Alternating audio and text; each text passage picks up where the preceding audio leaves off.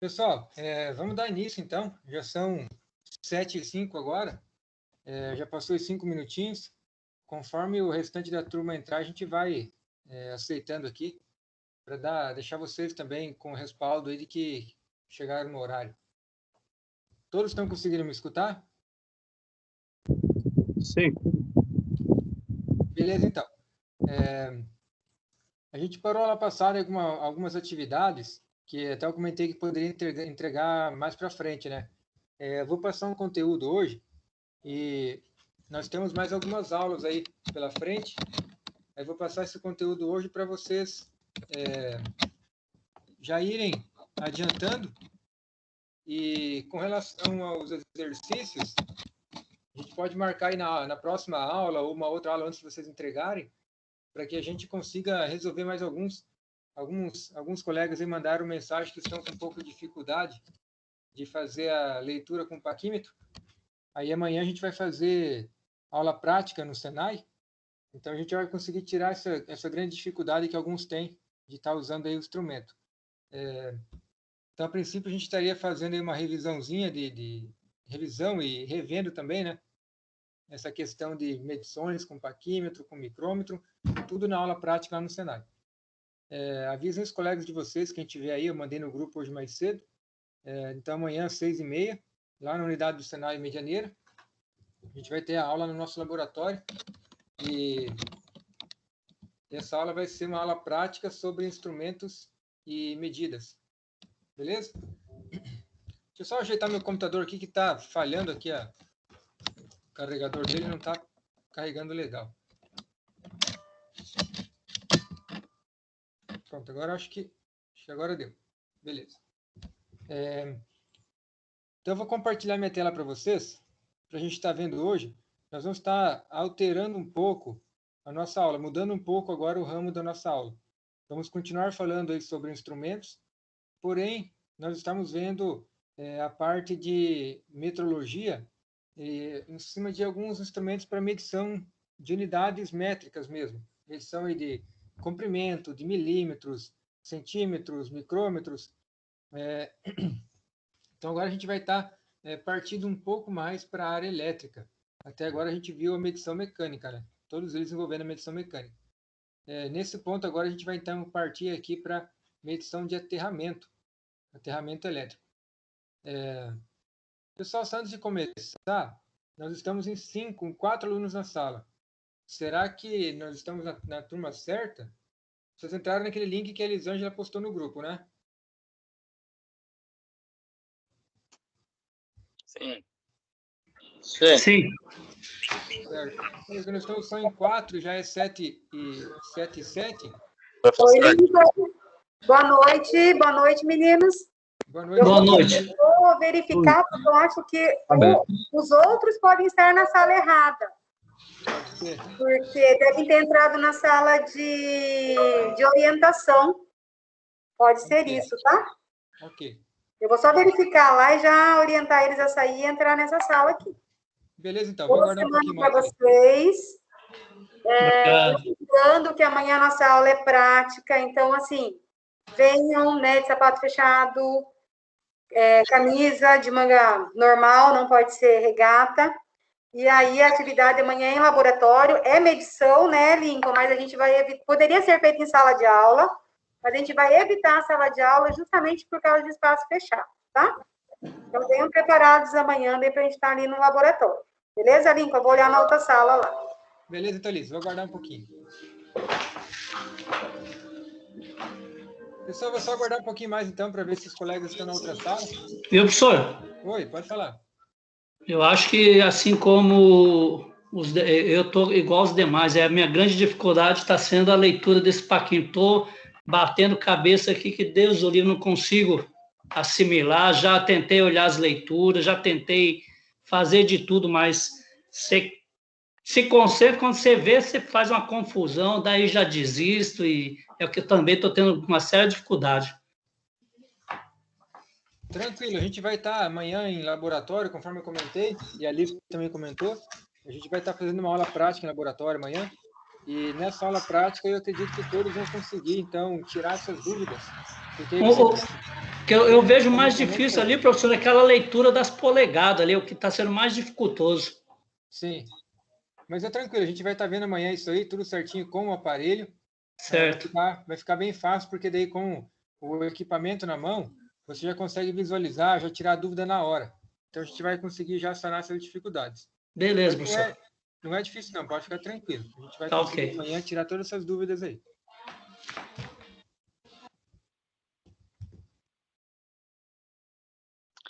Professor, aquele trabalho que o senhor passou, nós vai estar entregando daí para você?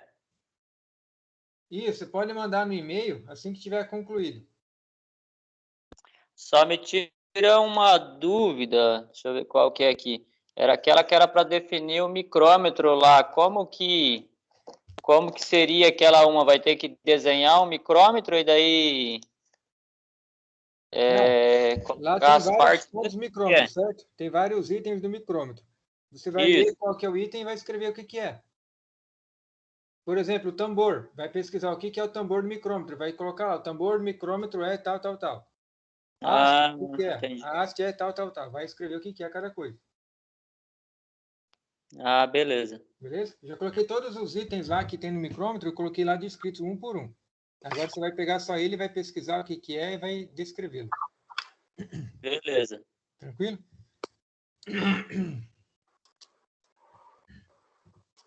Professor, eu acho que agora nós estamos em 15. Tem uns 3 alunos ali que falaram que vão atrasar, então eu acredito que todos estejam na sala certa. Nós estamos em 5 agora, Elis. Não, vocês estão em 15. Que aparece só 5 para mim aqui. Não, nós estamos em 15. O Wellington, Tiago, Josué, Adriano, Jonathan, Júnior, Luciano, Luiz Ricardo, Marcelo, Mitchell, Minter, Reinaldo, Robson. Isso. Que estranho. Né? Mas aqui, ó, professor, se você... Aqui é a minha que está aparecendo 16 agora. A sua está aparecendo 5 mesmo. Verdade. É por isso que eu estava achando estranho, que eu estava só em 5, eu já pensou nas 7 Você horas. não quer sair? Você não quer sair e entrar de novo para a gente ver se ele atualiza? Vou tentar, vamos ver aqui. Tá, eu vou ficar aguardando aqui.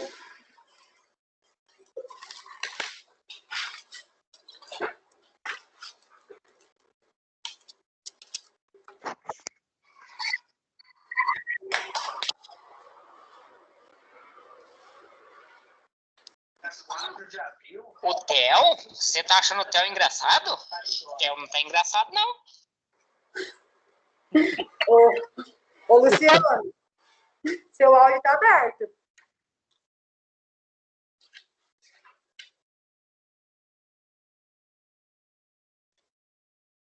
Vai que você fala alguma coisa comprometedora aí.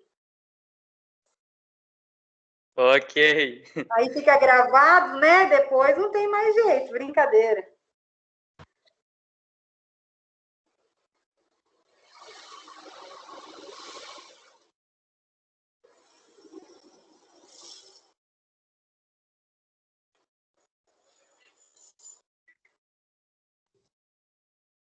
Agora sim, Elis, voltou a atualizar. Atualizou, né? Sim, então tá bom. Pessoal, eu vou aproveitar e vou dar... Já dei um recadinho para vocês que é aula presencial aqui na unidade, vocês estão preparados, né? Eu vou deixar pronto aqui, possivelmente eu esteja aqui amanhã, mas eu vou deixar pronto aqui uma declaração com o horário, caso do toque de recolher, né? Para vocês apresentarem, daí não esqueçam de pedir para a gente aqui na secretaria daí amanhã, tá bom? Boa aula, Lincoln, boa semana para nós. E vamos conversando. Tchau, tchau. Tchau.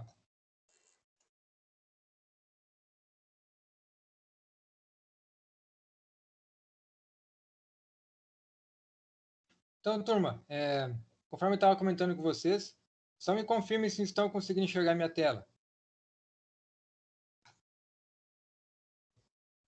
Sim. Beleza, então. Vou só melhorar aqui. Ok. Então, eu estava comentando com vocês, nós estávamos vendo até então alguns instrumentos de medida, paquímetro, micrômetro, vimos alguns outros também, relógio comparador, Então, amanhã a gente vai estar fazendo essa aula prática no Senai para tirar essas dúvidas que ficaram com relação aos instrumentos de medidas aí dentro do laboratório. Conforme orientações, então, vamos seguir com restrição aí a questão do espaçamento, trabalhar afastado, usar álcool em gel e, enfim, todas as orientações já dadas anteriormente. Com relação ao vestimento, então, usem calça comprida e um sapato fechado, calçado fechado no laboratório.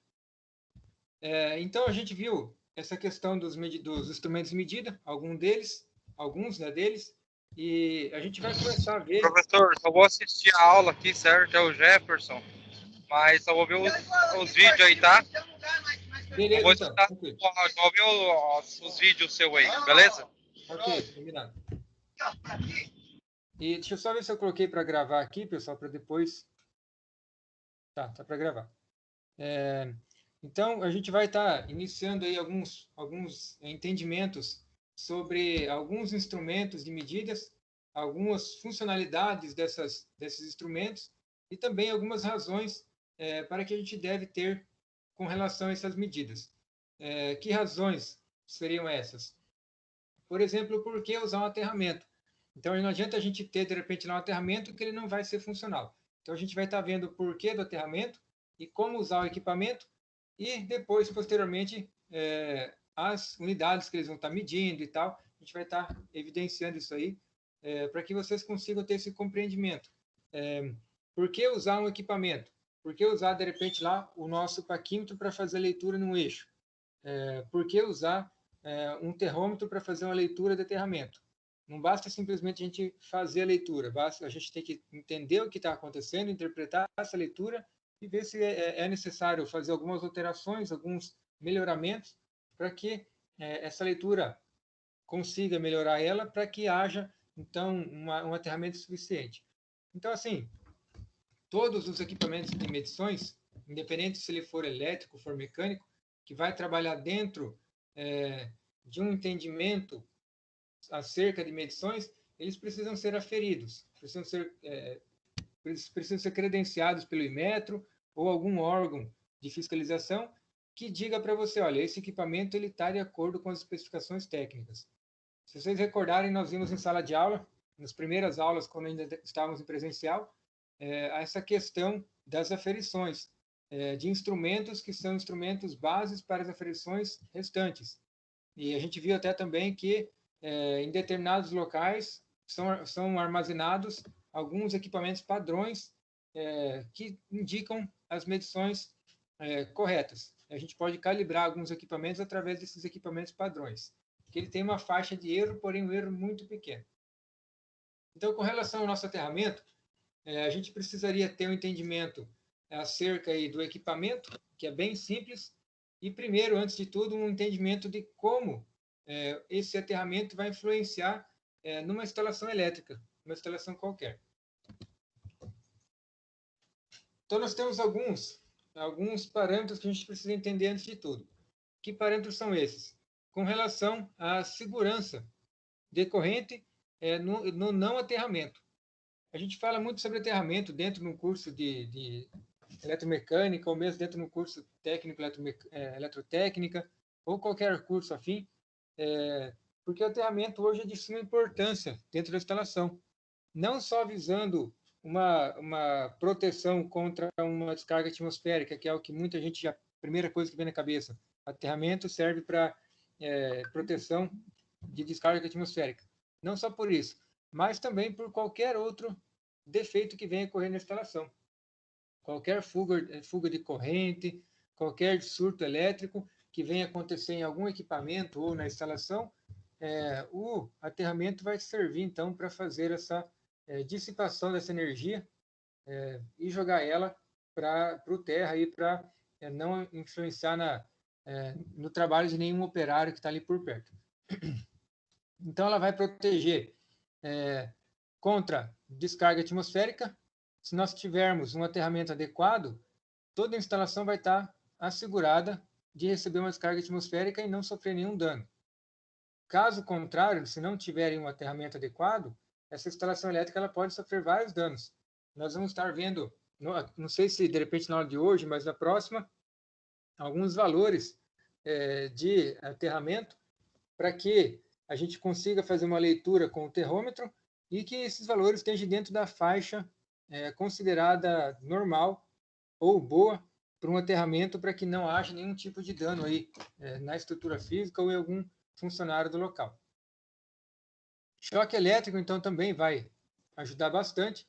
O aterramento, ele basicamente ele vai servir como um condutor que vai levar a energia que está na carcaça de algum equipamento lá para um terra qualquer lá no chão, para evitar que a pessoa que está por perto ou encostada nesse equipamento seja eletrocutada ou simplesmente leve um pequeno choque. De que forma que ele faz isso? O aterramento ele precisa ser o suficiente, baixo, né, o suficiente, para que a passagem de corrente elétrica entre a carcaça do equipamento, o condutor e a haste de terra, tenha uma resistência muito menor do que a do corpo humano. A energia elétrica ela sempre vai procurar o melhor e mais fácil lugar de passar. Independente de tiver 10 opções diferentes, se ela achar uma opção de passagem de maior facilidade, ela vai esquecer as outras 9 e vai passar por essa uma. Então, a corrente elétrica ela vai trabalhar dessa forma. Vai passar sempre pelo melhor e menor ponto de resistência. Então, se a gente tem aí uma resistência alta, aliás, é melhor ponto de conexão, né, com o terra, de falta de resistência. Então, se a gente tem uma resistência baixa, a gente vai ter um fluxo melhor de corrente elétrica. Para isso que a gente coloca lá, então, um condutor de cobre e algumas hastes de terra no chão e faz a conexão. Assim, essa passagem de energia vai direto para o terra, caso venha dar algum curto-circuito no equipamento ou um cabo elétrico se solte e descarregue na carcaça do equipamento. Choque por descarga atmosférica, que aí entra a primeira, que é a eletrostática, né? Eu acabei lendo o último e falei do primeiro. Então, com relação a choque por descarga atmosférica, que eu comentei anteriormente, que é para evitar danos de raios, e essa descarga eletrostática, ela seria aquela energia que, de repente, você já deve ter percebido isso. Quando vocês tiram uma camisa de lã no inverno, uma blusa de lã, você escuta um monte de estralinho. São descargas eletrostáticas. Ou então, quando você vai sair do veículo, quando anda bastante tempo com ele, vai sair, e você encosta o pé no chão, encosta no carro, ele dá um choque. Isso aí também é uma descarga eletrostática. Então, o cabo terra também vai servir aí para eliminar essa descarga atmosférica, aliás, essa descarga eletrostática, fazendo com que quem está por perto aí não leve essa descarga. Com relação ao aterramento, vocês vão, de repente, alguém já se perguntou, ou já surgiu essa dúvida em algum momento, imaginem uma pessoa tomando banho com chuveiro elétrico. A resistência elétrica, o que é? Ela é um filamento que ela vai absorver, então, a corrente elétrica, vai passar por ela, vai fluir por ela a corrente elétrica, e essa resistência ela vai impedir uma certa passagem de corrente. Com esse impedimento, gera um grande choque de elétrons dentro do condutor, dentro da resistência. Esse choque de condutores, de elétrons, aliás, esse choque de elétrons ele vai fazer com que haja um aquecimento, por efeito Joule, que é o choque entre eles e o grande volume de elétrons num pequeno condutor. Isso vai fazer com que o condutor, lá, o filamento, ele se aqueça, ele vai sofrer efeito Joule e vai aquecer. Aquecendo o filamento, ele vai aquecer a água também, que é o meio que ele está envolvido. Então, vai aquecer a água e vai levar a água quente até a pessoa que está tomando banho. Se você pensar que a corrente elétrica não circula entre a água e a pessoa, daí você pensa, por que acontece isso? Né? Por que se a gente encostar no fio, leva choque? Porém, se encostar na água com um cabo elétrico dentro, leva choque. Porém, tomando banho aí, a gente não leva choque. Então, existem alguns motivos, algumas grandezas físicas aí que fazem com que a energia elétrica não vá descer até a pessoa que está tomando banho. E sim que ela vai percorrer os cabos e fechar um circuito. Ela vai entrar, então, se for um chuveiro 220, vai entrar pela fase 1 e sair pela fase 2 e vai ficar circulando aí, fazendo um aquecimento da água. Caso algum alguma energia queira escapar desse círculo, existe um fio terra que vai vai conduzir essa energia até numa haste de terra fora da residência. Então, a energia, o que ela faz? Ela procura sempre o melhor caminho, como eu comentei com vocês. O melhor caminho para passar com a corrente elétrica. O menor caminho e melhor seria entre a fase A e fase B, no caso de 220, e entre fase neutra, no caso de 127. Então, esse seria o melhor caminho. Vai fazer um circuito fechado e vai estar aquecendo, então, essa resistência. Então, como eu comentei, caso algum elétron resolva sair, de repente achar um outro caminho, seria pelo fio terra, que vai levar, então, ele até num ponto aterrado. Esse seria um segundo melhor caminho. O caminho que é passar pela água, chegar no corpo humano, é bem maior a resistência. Então, a energia ela já não faz esse trajeto. Ela vai estar conduzida a circular entre as duas fases ou fase neutra. Por conta da alta resistência que seria fazer o tráfego dos elétrons pela água até passar pelo ser humano. Mas, dependendo das condições e da forma que está, é possível acontecer. Não é difícil, né? Tem muitos casos de pessoas que levam choque ao ligar a água do chuveiro ou tomando banho mesmo, por conta de repente, um aterramento mal feito ou falta de aterramento, ou até mesmo algum tipo de resistência ou algo que aconteça aí durante o processo de aquecimento de água. Então, problemas decorrentes, né, continuando, do não aterramento. Erro nos instrumentos de medição. Então, qualquer instrumento de medição que a gente for estar utilizando, que venha a fazer medições elétricas ou até mesmo medições mecânicas, se for um equipamento que ele trabalhe com sensores, com componentes elétricos, e esses componentes, esses equipamentos não estejam aterrados adequadamente, vai acontecer erro de leitura. Não 100% das vezes, mas algumas vezes pode acontecer alguns erros de leitura. Só para citar um exemplo para vocês, eu trabalhei na CGS Móveis, conforme eu comentei para vocês algumas vezes, na área de manutenção, e foi por volta do ano de 2006, 2007, foi implantada uma nova linha na CGS, uma nova linha de produção. Essa linha ela era uma linha de uma empresa só, ela tinha lá a primeira parte da máquina era da linha, no caso de produção, era uma lixadeira toda automática. Ela fazia leitura da espessura da peça, do tamanho dela, do comprimento, tudo isso aí, e fazia um processo de lixagem por essa planta, por essa madeira, por esse, no caso, uma mesa ou algo desse sentido, e fazia o lixamento dela e deixava na espessura que era digitado lá no computador.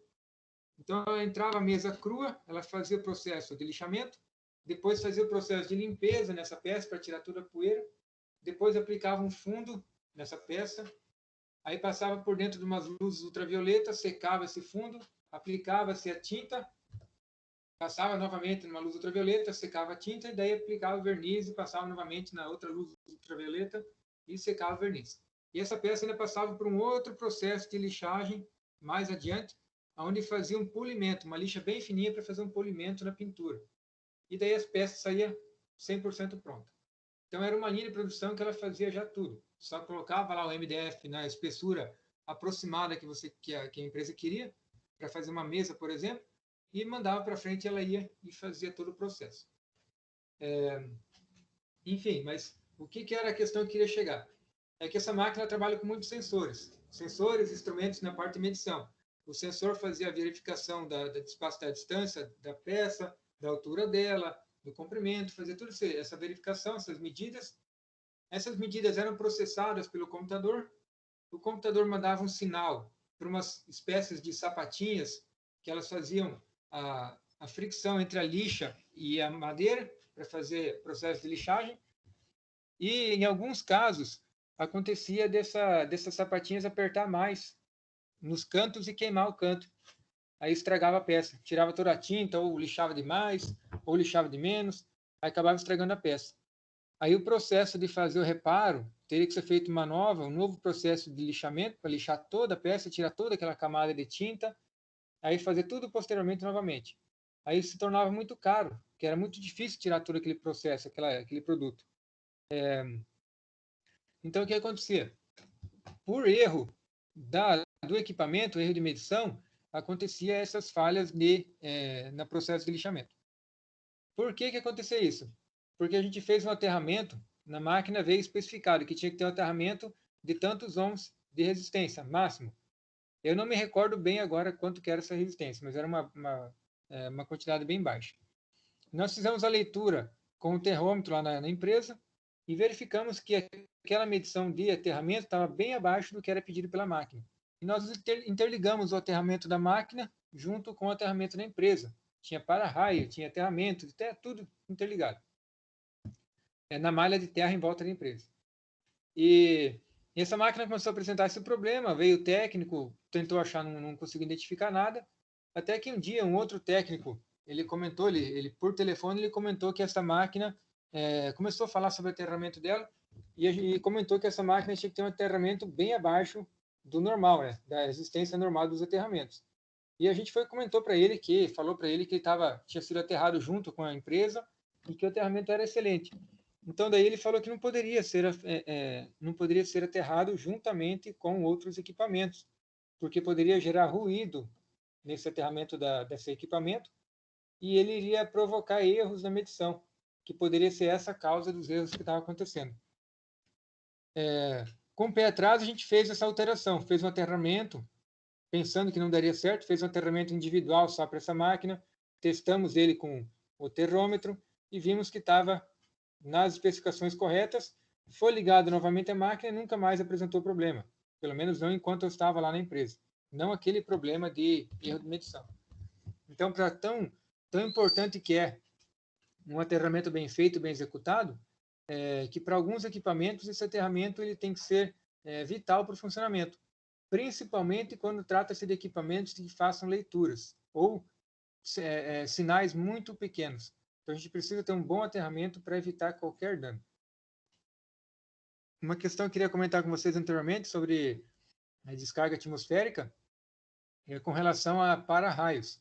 Um para-raio hoje, qual que é a função dele? É captar uma energia de uma descarga elétrica e levar ela até a terra, para ser dissipada na terra, para não influenciar em nenhum tipo de prejuízo. Então, se você for dimensionar um aterramento, um sistema de aterramento, de SPDA, você precisa dimensionar ele de tal forma que ele suporte essas descargas atmosféricas. Não adianta a gente ter um aterramento hoje razoável, vamos dizer assim, que ele não vai suportar, se ele vai atrair o raio, porque o potencial do terra vai estar lá em cima no para-raio, então ele vai estar atraindo aquele raio, aquela descarga, e na hora de fazer a dissipação dessa carga toda, até o terra e dissipar pela terra, ele não vai conseguir suportar a carga. Então, ele vai acabar rompendo o para-raio. Aí se torna um dano maior, porque ele buscou trazer esse raio, não o aguentou e acabou se rompendo. Então, essa descarga vai descarregar em cima da estrutura que está no aterramento. Então, eu sempre falo, é melhor antes ter um aterramento bom do que não ter um aterramento, do que ter um aterramento meia boca, né, vamos dizer assim. Que é bem interessante. Esse estudo é fácil de fazer e é custoso. A instalação é custosa. Porém, a proteção que traz é uma proteção adequada. E evitar sempre ao máximo de fazer um aterramento e não fazer a leitura. A gente precisa usar o terrômetro para fazer a leitura, identificando aí os pontos, né? Os pontos de conexão, pontos que pode ser um possível aquecimento, pontos de interligação com a malha de terra, tudo isso tem que ser feito de forma padronizada. Então, existe também alguns erros de alteração no fator de potência, de acordo com o aterramento. O fator de potência vocês ainda não viram, não sei se alguém, acredito que sim, mas de repente alguém não lembre o que eu nunca ouviu falar. O fator de potência é uma medição que a concessionária faz para verificar qual que é o nível de qualidade da tua energia. O fator de potência, em tese, assim, para ser bem curto, ele vai ser uma medição de qualidade, de uso da energia. Quando o teu fator de potência estiver alto, quer dizer que você está aproveitando bem a tua energia. Se o fator de potência está baixo, você não está aproveitando a tua energia, você está aproveitando menos dela. E a Copel ela vai fazer uma cobrança por energia reativa. O que é energia reativa? É a diferença entre a energia que você está usando, que é o fator de potência, para 100%. Nós vamos estar vendo isso em outros cálculos mais para frente. Mas vamos supor assim, eu tenho fator de potência de 0,92.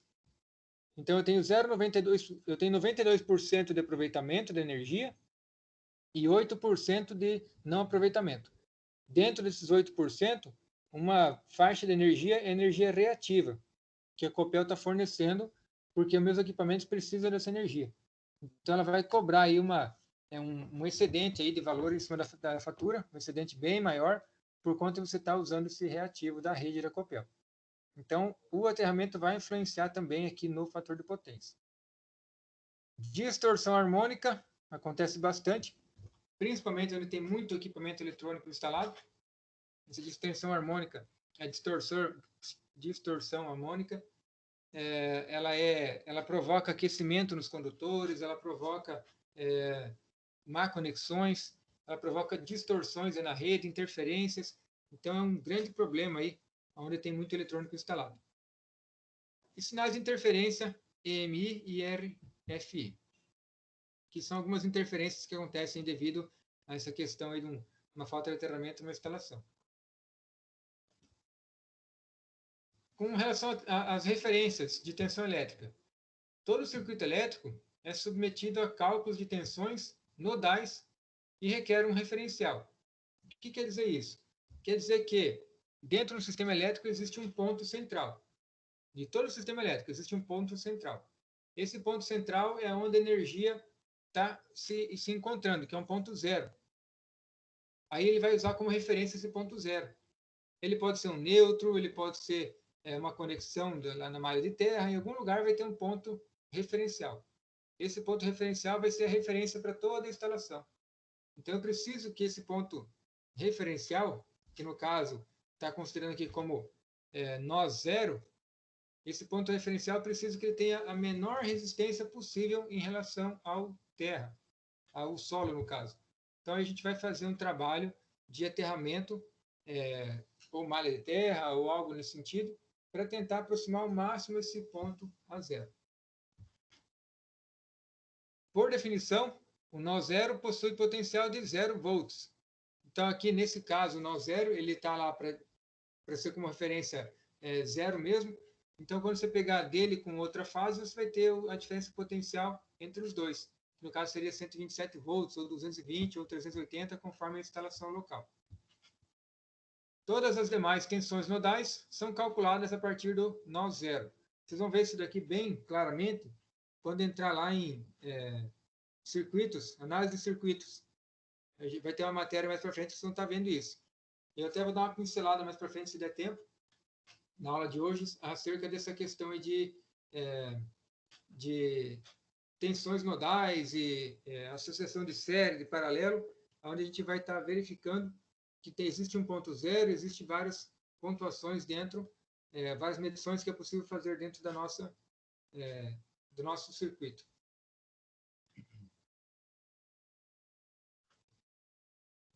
Eu tinha pulado um aqui. Com relação a instituições que regulamentam as normas para aterramento, nós temos diversas delas. Diversas. Essas aqui são algumas delas. Elas vão trazer as normativas que vão indicar para você valores referenciais de aterramento, de resistência, como você deve fazer a instalação, tipo de solo, quantidade de hastes, tudo isso aí você consegue ter um parâmetro em cima de normatização e cálculos.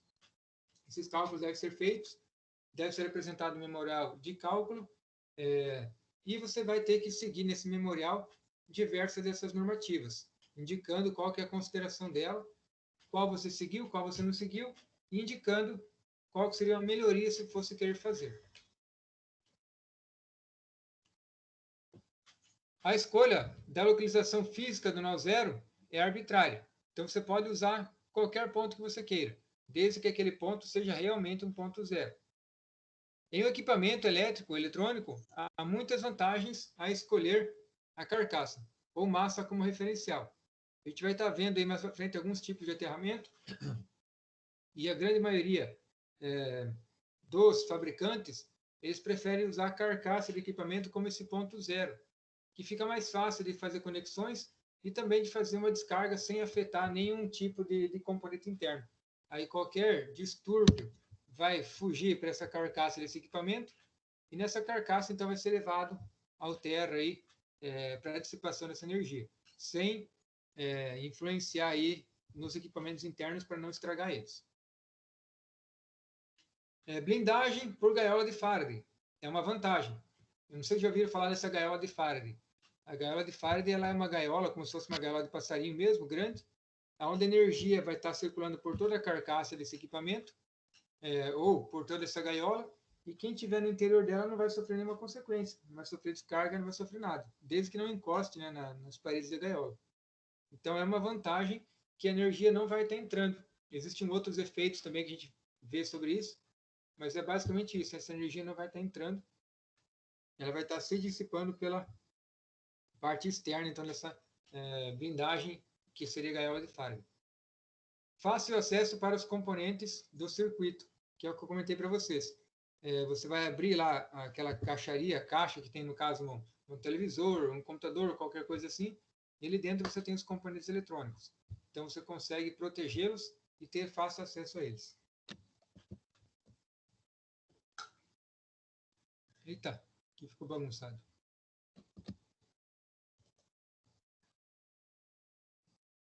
Só apagar isso aqui, já vamos. Eu olhei antes tudo e acabei analisando isso aqui.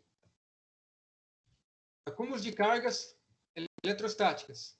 Por ser uma equipotencial, todas as cargas internas à gaiola são atraídas para ela. Então, o que acontece? Na gaiola de Faraday, conforme eu comentei para vocês, ela vai ter essa dissipação dessa energia externa.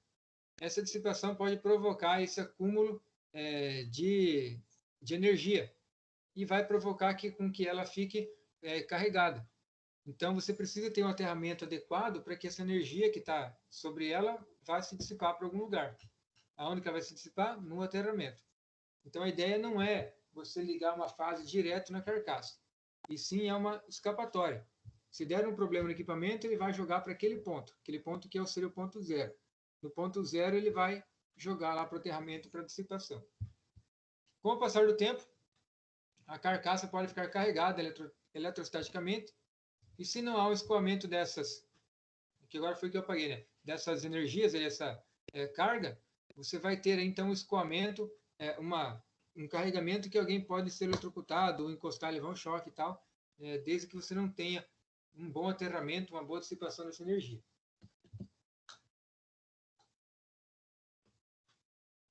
Exemplos de acúmulos de cargas elétricas. Gabinetes e computadores. Se você usar um computador muito tempo sem desligar ele, ou que ele não tenha um aterramento adequado, ele vai ficar carregado por causa dessa energia estática. Aí você pode levar aí uma pequena descarga nessa carcaça desse computador. Então você precisa fazer aí um aterramento adequado para que ele consiga descarregar. Muitas vezes a gente deixa o computador direto no chão, aí também ajuda a descarregar, mas não é o suficiente. É necessário ser feito aí um aterramento bem adequado, fazer uma medição para verificar se ele está dentro dos parâmetros legais. Carcaça do estator de motores elétricos. O motor por si só ele já vai gerar um campo elétrico dentro do seu estator. Então ele vai gerar esse campo elétrico, ele vai estar carregando as carcaças dos motores. E também pelo processo de rotação interna do induzido, vai estar promovendo também algum tipo de carga. Então é necessário que haja um aterramento adequado nesse motor para que ele venha a descarregar essa energia toda aí no solo e não ficar acumulado no motor. Lataria de veículos automotivos, que foi o que eu comentei para vocês anteriormente. O veículo em movimento, ele vai se carregar com essa energia estática através aí do choque do ar atmosférico com o veículo. Aí você vai fazer um processo de carregamento e ele vai estar carregando com essa energia estática. Quando alguém encostar nele, que ele fechar esse circuito, vai descarregar nessa pessoa. Geladeira, forno elétrico, forno micro-ondas, máquina de lavar, são vários exemplos aí também de equipamentos que vão sofrer aí com acúmulo de carga, caso não haja um bom aterramento. E com relação ao escoamento, o solo é o local mais seguro para escoamento eletrostático.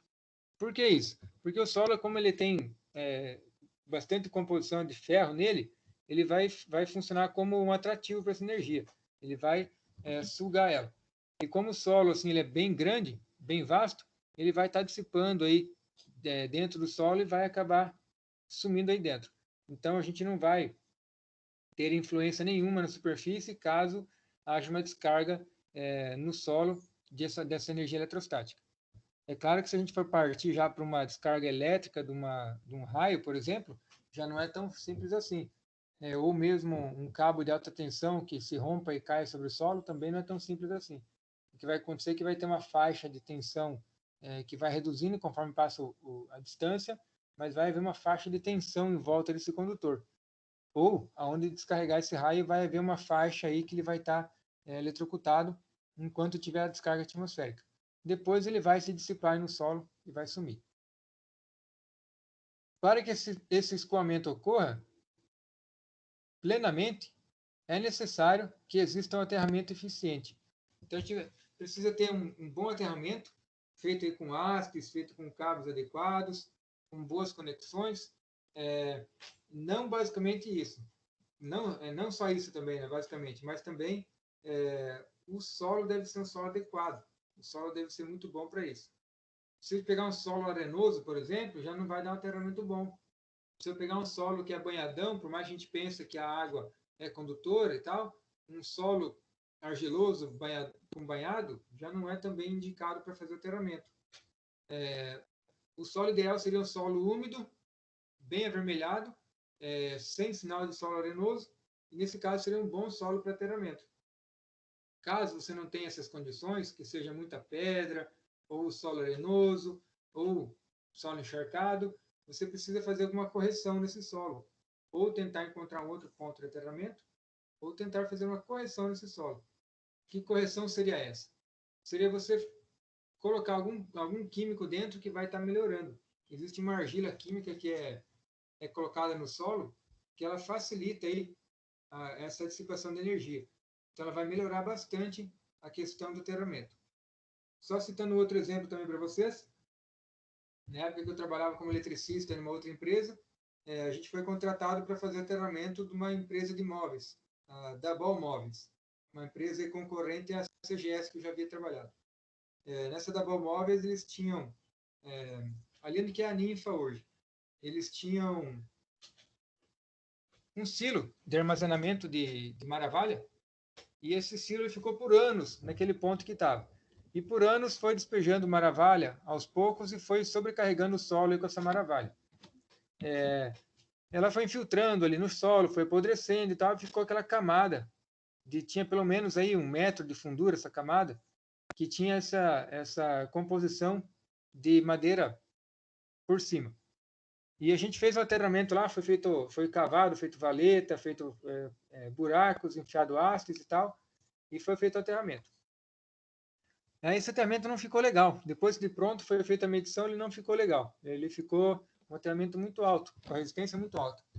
Então foi pedido para melhorar isso aí, tentar melhorar o máximo possível desse aterramento. A gente foi lá e colocou mais haste de terra, colocou mais cabo de cobre, fez um aterramento maior, e mesmo assim não ajudava muito. Ele abaixava, mas não era muito. Então a gente partiu para um tratamento do solo. Aí foi comprada essa argila, é como se fosse um cimento. Você prepara essa argila, joga dentro do buraco, coloca a haste dentro e deixa secar. Quando secar, essa argila ela vai promover aí no solo um equilíbrio do solo. Ele vai melhorar esse aterramento, vai ficar um aterramento adequado. Porém, não dura muito tempo. Essa espécie dessa argila aí que melhora o solo, com o tempo ela vai se dissipando no solo, vai se infiltrando e isso acaba. Aí, nesse caso, teria que fazer o processo novamente. Então, eu lembro que a gente ficou uns 2 anos. Uma vez por ano a gente foi feito o aterramento, depois uma vez por ano foi feito esse melhoramento, esse acompanhamento. Aí por uns 2 anos a gente fez esse tratamento do solo. Depois a gente não fez mais. Daí hoje em dia a Dabol já não existe mais lá em cima, né? Que é a Ninfa hoje, não existe mais. Então não sei como é que ficou aquele aterramento, se ainda existe ou não, mas é uma situação em que em alguns locais você vai encontrar isso daí, essa situação, desse aterramento ser falho e não proteger os equipamentos ou ocasionar aí falhas nas leituras, né? Conforme eu comentei no exemplo anterior para vocês, daquela lixadeira que errava nas medidas. Aterramento residencial, é bem interessante você ter um aterramento especial só para residência. Hoje em dia, por questão de custos, 99% das pessoas não fazem o aterramento, por questão de não ter esse custo extra de fazer mais um fio na instalação, percorrendo por todas as tomadas, todas as iluminações, chuveiro e tal, acabam não fazendo. Não é feito essa haste extra aí fora da casa por conta de custo também, mas o ideal, o interessante, é sempre você ter um sistema de aterramento adequado, para você conseguir dissipar toda a energia que você não quer na tua residência para esse ponto de terra.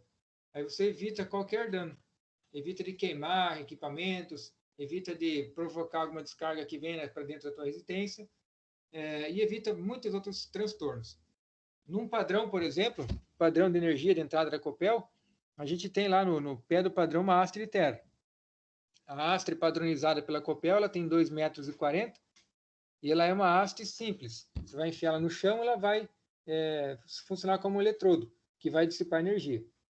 Eu vi muitos casos aí que o pessoal acaba colocando uma haste só ou corta a haste para economizar. Isso não é interessante. Se a haste, por si só, ela já é uma haste que vai ajudar, mas não é 100%, imagina cortando ela ou colocando uma só num lugar que precisaria mais. Então, é uma situação crítica. Se você colocar aí, de repente, um aterramento que vem da rede da Copel, e há uma descarga atmosférica nessa rede da Copel, e essa haste não consegue segurar esse aterramento, essa descarga, vai dissipar em toda a residência. Então, vai acabar indo para dentro da residência e queimando um monte de equipamento. Aí, o que acontece? O proprietário da residência ele vai acionar a Copel na justiça tentando cobrar porque a Copel é responsável pela rede. Aí, a primeira coisa que a Copel faz é acionar os advogados dela e pedir para os advogados verem o que está acontecendo. Então, vai ser feito um laudo pela Copel em cima da tua instalação. O que é esse laudo? É um engenheiro eletricista vir ver. Eu já fiz laudo desse, tá? Pelo fórum. Já fiz laudo desse aí, onde a gente vai e faz algumas verificações no local. Se é ter uma haste de terra adequada, ter conexão adequada, ter DPS, ter DR, a gente vai estar vendo sobre isso aí. São vários itens que tem que ter, que a normativa NR10 e a 5410, elas indicam a gente a colocar. A quem for fazer a instalação a fazer isso. Se não tem isso daí, a Copel já pode tirar o corpo fora. Ela pode alegar o seguinte, que o aterramento, a rede dela tem os amparatos suficientes para fazer a proteção, porém, lá na residência, segundo a NR 5410E e NR 10, é necessário ter esses outros dispositivos também, para melhorar essa segurança. Se o cliente não tem, a Copel pode se negar a pagar esse que o cliente teve. Então, por muitas vezes, a Copel acaba se safando por conta disso. Não é muito caro de fazer, você colocar uma haste de terra, fazer um aterramento adequado, colocar DPS, não gasta muito. E o que pode te trazer de benefício é muito mais do que esse gasto se é considerado, né? Então, com relação à definição de aterramento, disse que um circuito elétrico eletrônico está aterrado quando existe um curto-circuito entre o nó zero e a carcaça do terra. Deixa eu aumentar isso aqui, que eu acho que isso aqui está bagunçando aqui. Então, o que acontece? Quando você vai ter um sistema aterrado, quando você tiver um aterramento entre a carcaça e o fio terra. Se você tem aterramento entre a carcaça e o fio terra, quer dizer que teu equipamento está aterrado. Ele está conectado adequadamente junto a um dissipador de energia de alta tensão ou de algo assim. Então, o que seria o fio terra? Seria você conectar a carcaça do equipamento, onde pode haver alguma descarga desse próprio equipamento, lá num ponto zero, para que essa descarga, quando houver e se houver, seja dissipada. Disse que se uma instalação elétrica está aterrada, oferece um bom aterramento aos equipamentos energizados, acionados por esta instalação. Então, basicamente, é o que eu comentei anteriormente também. Esse equipamento ele vai estar conectado ao terra, e esse equipamento conectado ao terra ele vai ter uma dissipação melhor de qualquer tipo de energia. muitas vezes nem é a própria energia aí da concessionária que venha, por exemplo, o 127, que deu algum probleminha, nada. Muitas vezes é uma energia estática mesmo. Algum equipamento aí que está se carregando aí por um processo eletrônico que gera um campo eletromagnético, vai carregar a carcaça do equipamento. Aí você consegue dissipar ele para o Terra, se tiver um aterramento adequado. E com relação ao fio terra, chamado PE, toda vez que você vê essa sigla PE, simboliza uma instalação de terra. O fio terra é um condutor responsável pela condução das cargas eletrostáticas à terra. Então, ele vai ser conectado lá na carcaça do equipamento e levado até a conexão dele com a haste. Este condutor precisa ter uma capacidade de condução de corrente suficiente para conduzir eficazmente a corrente de descarga para o terra. Então, não adianta eu ter lá um para-raio colocando um fio 1,5, 2,5. Não resolve. Porque esse fio, quando tiver na passagem da corrente elétrica, ele vai arrebentar, ele vai derreter, por conta que é uma corrente muito elevada. Então, ele não vai ser o suficiente, ele não vai suportar essa carga. Aí eu preciso fazer um dimensionamento de acordo com as especificações das normativas, de acordo com a potência do raio, para que eu consiga promover aí um aterramento adequado. E não só dizer que estou fazendo aterramento só por dizer. Já para um chuveiro elétrico, por exemplo, você pode usar tranquilamente um cabinho 2,5 ou um cabo 1,5 também. Porque o chuveiro, o que acontece? Ele é uma pequena descarga. Se acontecer alguma descarga, né, que vai ser da energia que está circulando e acabar indo em direção à água corrente. Então, você vai ter esse fio terra para dissipar essa energia no solo. Por conta de ser uma carga muito baixa, esse fio menor já vai suportar. Já no para-raio é um pouco diferente. O fio terra não pode ser usado para transmissão de energia elétrica e nem para transmissão de informação. Esse fio terra, o que é então? Ele vai ser colocado somente para fazer aterramento, para mais nada. Existem até alguns estudos aí de alguns condutores que são usados para a terra e por dentro deles vai passar um outro condutor aí, uma fibra ótica, alguma coisa assim, para fazer transmissão. Há essa possibilidade de ele se romper de acordo com algum tipo de descarga e também romper aí a fibra que está passando dentro dele. Então, o indicado é não usar esse cabo terra para fazer qualquer outro tipo de conexão, apenas para conexão de aterramento.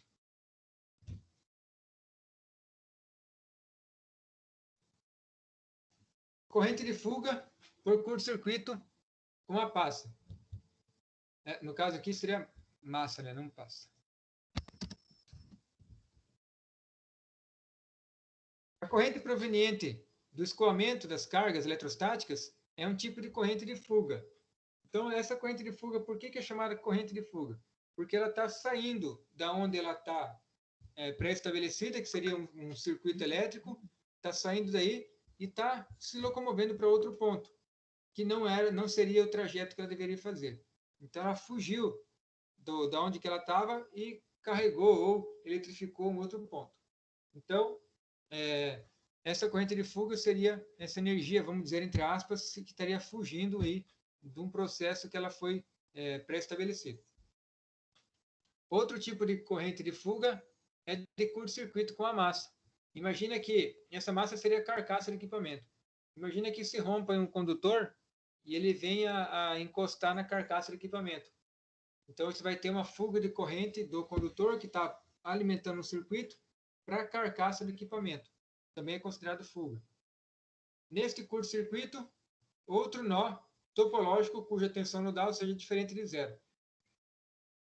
Aliás, acabei pulando a linha. Nesse curto-circuito ocorre o contato elétrico no nó zero, terra, carcaça e massa, com algum outro nó. No topológico, cuja tensão nodal seja diferente de zero.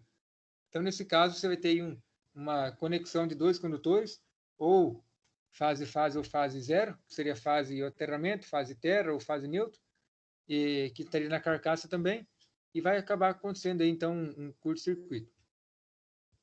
Esta corrente de fuga é um tipo de falta e precisa ser escoada para o terra. Como eu comentei anteriormente, qualquer tipo de situação onde você tem uma energia que ela vai ser dissipada de uma forma diferente do qual ela foi projetada, ela precisa escoar para algum lugar. Você não pode deixar ela parada aí. Uma carcaça, por exemplo, é um lugar que vai estar, carcaça de equipamento, vai estar sujeita aí a sofrer, então, esse tipo de descarga. E ela precisa ser aterrada. Não sendo aterrada, ela pode provocar em operadores uma descarga elétrica, um choque, algo assim que venha a prejudicar o trabalhador. Seja por corrente de curto-circuito ou sobrecarga, disjuntores e fusíveis dependem do aumento da corrente. Eu vou dimensionar também, além do meu condutor terra, de fazer uma leitura com o terrômetro, eu vou condicionar os meus disjuntores ou fusíveis àquela corrente. Então, eu vou colocar lá que a corrente de descarga naquele ponto seja X. Então, eu vou dimensionar as proteções para aquela corrente, para que ele suporte essa corrente. E não colocar no menor para que, de repente, ele desarme e não venha, e abra o circuito e não venha aí a fazer uma proteção adequada. Se não há aterramento, não existe corrente elétrica. Isso é no caso de uma carcaça eletrificada. Imagine aí uma lataria de uma máquina, equipamento, alguma coisa, sofrendo uma descarga elétrica por algum condutor que veio se romper e não tem o terra. Então, esse equipamento ele vai estar eletrificado, porém não tem uma circulação de energia para o terra. A partir do momento que alguém encostar nesse equipamento, vai haver esse círculo, vai fechar esse círculo, fazendo com que a energia passe pelo operador que estava aí encostado. Se uma geladeira está com fuga de corrente e não possui aterramento, a corrente excedente somente é descarregada da carcaça quando o indivíduo estabelece um contato entre esta e a terra. Então, eu acredito que aqui muitos já devem ter levado um choque na geladeira. Esse choque é provocado por essa energia aí que está sendo descarregada na carcaça lá embaixo. É muito sério, muito grave isso aí, pode acontecer acidentes sérios mesmo, por causa de um fato de aterramento, que é um negócio simples, uma atividade fácil de desenvolver, simples de fazer, aí por conta aí de um pequeno detalhe, pode vir aí a matar uma pessoa. Imagine se tem um chão úmido ou com água mesmo, e a pessoa vem, encosta na geladeira e acaba levando uma descarga elétrica, é praticamente fatal. Quando existe aterramento, a corrente elétrica é direcionada à terra, há um aumento excessivo da corrente e o dispositivo de proteção é acionado. Então, o que acontece? Existem alguns componentes elétricos que podem ser instalados na residência, que eles vão fazer verificação de quanto de energia que está passando por aquela instalação elétrica. Se ele perceber que essa energia está maior do que ele foi projetado, ele vai acabar interrompendo o circuito. O dispositivo, por exemplo, o DR, a gente vai estar vendo ele mais para frente. O DR, o que ele faz? Ele fica monitorando qual que é a corrente elétrica que está circulando no circuito. Se ele perceber que há uma corrente elétrica maior do que a normal, ele já vai desarmar. E ele é muito usado em instalações onde tem umidade, por exemplo, dentro de açougues, de mercados, lugares assim que tem bastante umidade, para evitar ao máximo uma pessoa levar choque. Então, o que acontece? A pessoa, antes dela levar um choque, antes da pessoa sentir o choque, o DR já percebeu esse aumento dessa corrente, que tem algo errado, e já fez a abertura do circuito, evitando aí que o ser humano leve uma descarga elétrica. Resistência e aterramento. A lei da tensão de Kirchhoff afirma que a corrente elétrica precisa percorrer um circuito fechado. Lei de Kirchhoff a gente não vai entrar agora. Estou só comentando aqui. Vai estar vendo mais para frente um pouco, quando entrar dentro de circuitos elétricos propriamente ditos. A gente não está vendo várias outras leis também, principalmente a lei de Kirchhoff. Então, ela diz aí que a corrente elétrica precisa percorrer um circuito fechado. Qualquer circuito elétrico, para funcionar, tem que ser fechado, independente do tipo que for. Uma resistência elétrica, um motor elétrico, uma lâmpada, qualquer coisa assim, precisa ter o circuito fechado para que haja, então, a dissipação de força ou de temperatura ou de claridade. A resistência de aterramento é determinada pela resistência do trecho do circuito de aterramento composto por ela, pelo tera. Se eu fazer um aterramento, por exemplo, para um para-raio, para um SPDA, lá de cima do para-raio até no chão, existe uma distância. Essa distância é levada em consideração na hora de fazer o cálculo. E a resistência para fazer esse cálculo deve ser medida desde lá de cima. Então, eu preciso saber qual que é a resistência total da minha instalação, no caso do meu para-raio, para saber se ele está dentro dos quesitos adequados. Aí vem a questão da medição com o terrômetro.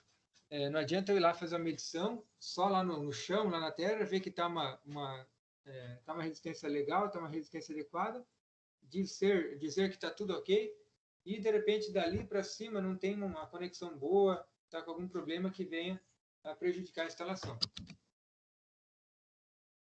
Essa resistência recebe todo o calor provocado pela passagem de corrente elétrica, gerada pelo curto-circuito na massa, que seria a carcaça ou o telhado, o que seja. Idealmente, a resistência de aterramento precisa ser nula a uma condição infinita. Aliás, uma condutância infinita. Então, se a resistência for zero, ou muito próxima a zero, essa passagem de energia elétrica não tem nada de impedimento. Então, ela vai fluir constantemente. E qualquer aterramento que tiver aí essa resistência nula ou próxima disso, vai ser um bom aterramento. Praticamente, esta resistência precisa ter o menor e possível valor. A NFPA e IEE, I3E, recomendam o valor máximo de resistência de aterramento de 5 ohms. Aqui são duas empresas bem conceituadas. A I3E, por exemplo, uma empresa de engenharia elétrica. Ela tem várias normativas, vários conceitos, vários embasamentos, e é muito respeitada aí no mundo da energia elétrica. Então, ela indica que esse aterramento deve ter no máximo 5 ohms, que é a medição que você vai fazer lá com o teu terrômetro. Tendo 5 ohms ou menos, é um aterramento adequado, uma instalação que está bem protegida. Segundo a norma NEC 250/56, a resistência de aterramento deve ser menor que 25 ohms. Então, essa normativa aqui, ela já indicou um valor maior, 25 ohms de resistência. E já o I3E e a NFPA indicam 5 ohms de resistência. Quanto menor, melhor. Tem que sempre pensar assim. Porém, vai chegar a um certo ponto que, se você for colocando mais haste, mais cabo, fazendo investimentos, vai crescendo muito o valor de investimento e não vai crescendo tanto o melhoramento no aterramento. Então, chega um ponto que já não se faz, já não se justifica investir tanto no aterramento.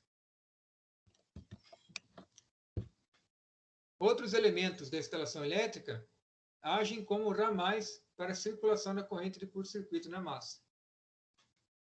Os ramais estão dispostos em ligação em paralelo. Quando vocês entrarem lá em sistema de ligação, até se der tempo a gente vai ver um pouquinho hoje, mas quando entrar um pouco mais aprofundado, vocês vão ver aí que se eu tenho, por exemplo, um cabo de aterramento saindo lá do telhado, de um captor lá de para-raio, até no chão, eu tenho um circuito, tem uma resistência nesse circuito. Aí vou ter uma outra resistência que seria o telhado com as vigas do telhado, com as ferragens dentro do concreto até no chão. É uma outra resistência. Então, pode acontecer dessas duas resistências serem muito próximas. Se essas resistências serem próximas, a ideia do circuito elétrico vai ser descarregar nos dois. A intenção dele vai ser essa. Então, a gente precisa manter o nosso circuito com uma resistência bem menor para que vá passar só pelo circuito de aterramento.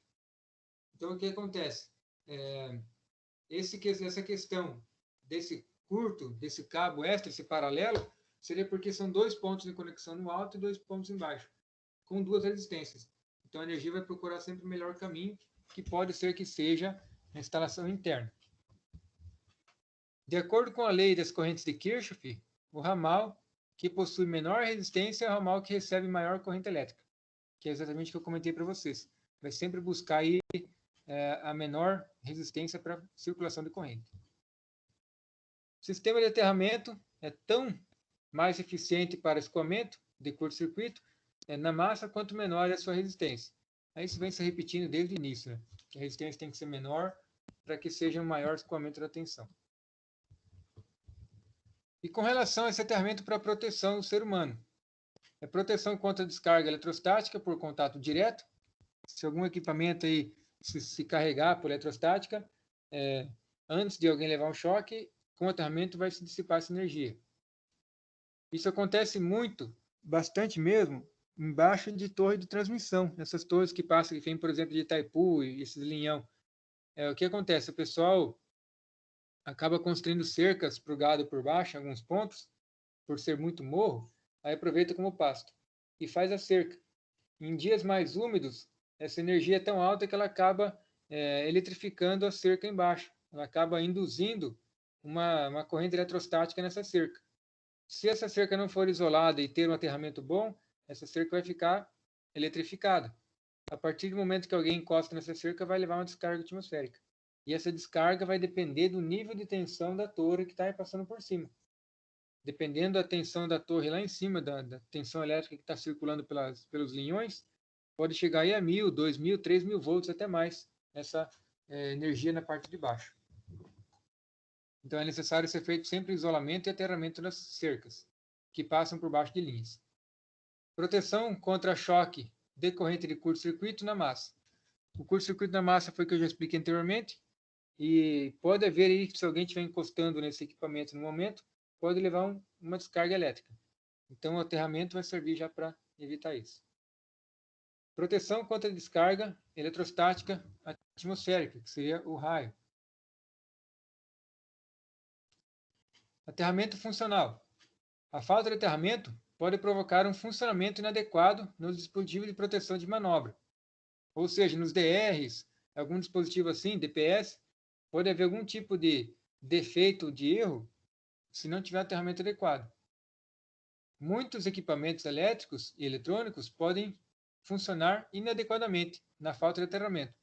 Já comentei anteriormente sobre isso. Exemplo: zumbidos gerados por fontes de áudio de alta impedância, como microfones e guitarras. Ou até mesmo, se vocês forem pegar, quem lembra aí, hoje em dia é um pouco mais difícil de encontrar, mas ainda existe. Você está escutando um rádio ou assistindo uma televisão, aí se alguém liga um liquidificador, acaba que gera um ruído, e esse ruído vai interferir aí na imagem da televisão, vai chuviscar ela. Hoje em dia, já com imagem digital, já não se vê mais isso. Mas antigamente tinha bastante.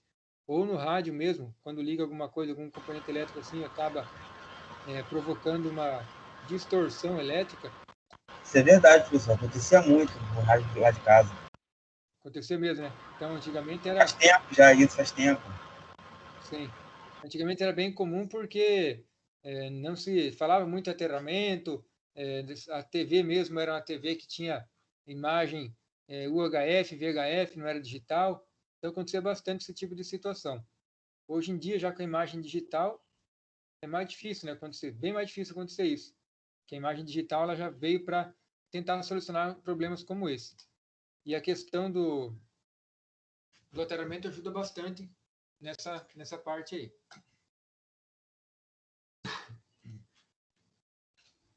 Então, vamos falar um pouquinho sobre algum sistema de proteção, que além do aterramento a gente precisaria ter. Esses sistemas esses sistemas de proteção são dimensionados junto com o aterramento. Eles têm que ser de acordo com o outro para os dois funcionarem bem. Então, nós temos o IDR, que é interruptor diferencial residual, ou o famoso DR. Esse equipamento é aquele que eu comentei para vocês.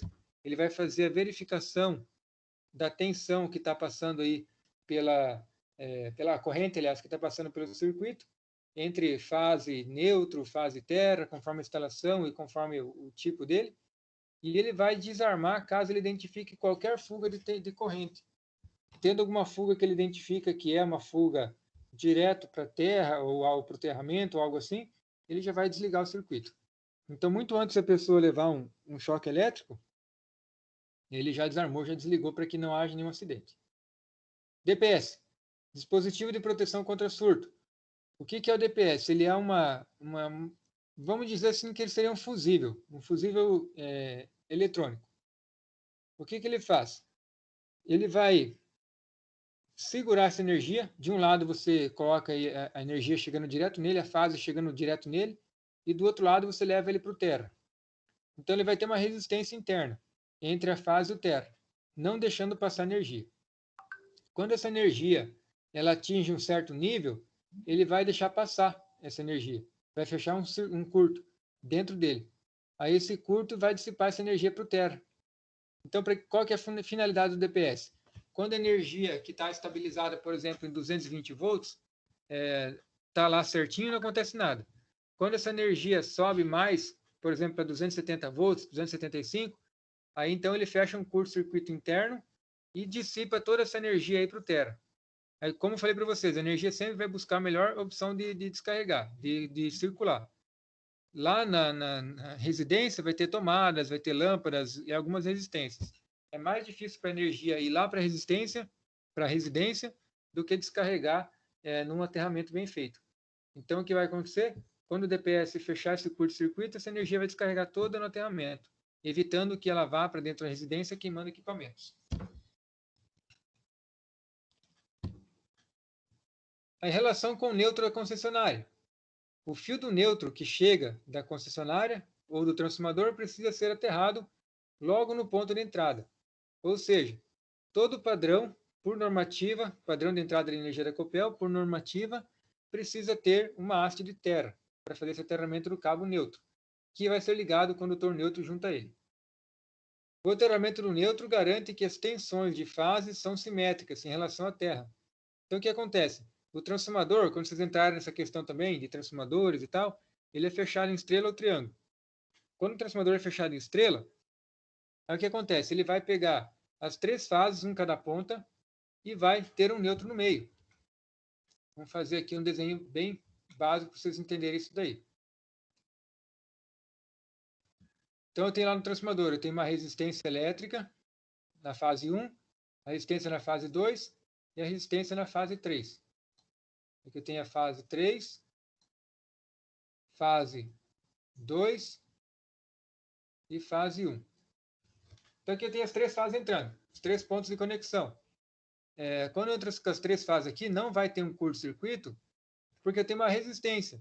Quando eu tenho essa resistência, não há curto-circuito, há uma circulação de corrente. Então, a gente não consegue dizer certinho para que lado está essa corrente. A fase 1 está entrando e está saindo um pouco na 2, um pouco na 3. A fase 3 entra, sai na 1 e sai na 2. E a fase 2 entra, sai na 3 e sai na 1. Então, há esse circuito fechado. E aqui no centro, ó, no centro a gente vai ter a nossa conexão de neutro. E esse neutro ele precisa ser aterrado para que quando a gente for fazer uma leitura entre o neutro e fase 2, neutro e fase 3, neutro e fase 1, essa leitura seja equilibrada, ela esteja em fase, seja equilibrada. Esse neutro ele tem que ser o mais próximo a zero possível. Por isso que é feito o aterramento. Então, nesse caso aqui, se eu deixar só o neutro do transformador, a somatória das 3 fases vai ser igual a zero. Então, essa fase chegando até aqui vai dar zero, essa vai dar zero, essa vai dar zero. Nesse ponto é zero. Porém, para equilibrar esse valor zero, eu preciso aterrar. Se não tiver esse aterramento, não vai ficar legal. Então, em todas as residências é obrigatório ter esse aterramento na entrada do padrão. Aí o que acontece? Se todas as residências têm o aterramento, eu vou ter lá um transformador só ligado na rua. Numa rua qualquer, eu tenho um transformador, esse transformador alimenta 10 casas. Aí as 10 casas estão com o aterramento feitos. Então, eu estou tudo no mesmo potencial. Todas elas estão no mesmo potencial do que o transformador. Então, eu consigo equilibrar as tensões dentro do transformador. Aí, do outro lado, vai ter, na parte de alta, nós temos a ligação em triângulo. Nós temos aqui a ligação em triângulo, onde vai ter a fase 1, fase 2 e fase 3 na rede de alta tensão. Aí, essa rede de alta tensão não tem aterramento. Então, toda vez que eu tenho aqui um triângulo, eu não vou ter aterramento. Eu vou ter aterramento aqui no estrela, onde tem um centro conectado, e eu vou conseguir aterrar ele. Nesse caso aqui de triângulo, eu vou ter aterramento na carcaça do transformador. Aí qualquer energia que escape aqui das bobinas internas vão ir para a carcaça e da carcaça vai ser jogada para o terra. A gente consegue evitar alguns danos aí por descarga atmosférica ou mesmo por energia eletrostática.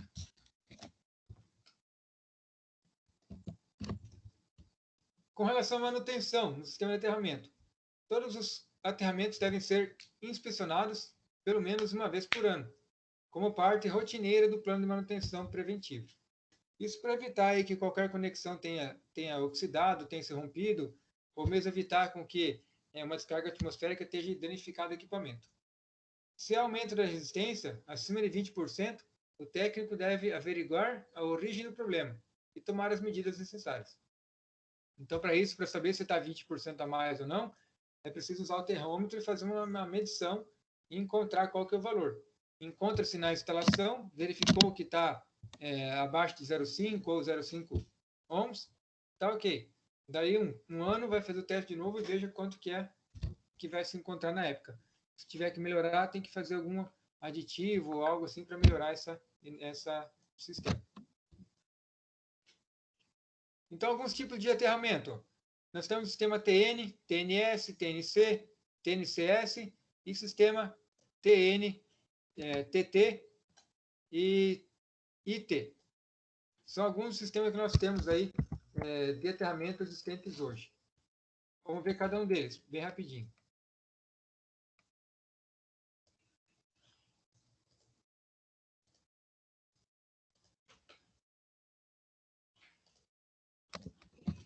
Então, o sistema TNS. Todos eles têm aterramentos e mudam alguns pontos bem pequenos. Por exemplo, o TNS. Eu tenho a fase L1, L2, L3 individuais. Tenho o neutro aterrado junto com o terra. Está conectado junto e está aterrado. Aí o neutro e o terra eles vão para dentro do circuito e cada um alimenta a sua parte. O terra alimenta onde que vai ser aterrada a carcaça e o neutro alimenta o neutro. Porém, lá no padrão, na entrada de serviço, eles estão conectados. Hoje a Copel usa esse formato. Neutro e terra interligados. Dentro da residência, a maioria das pessoas não usa esse outro cabo de terra, que está aqui embaixo.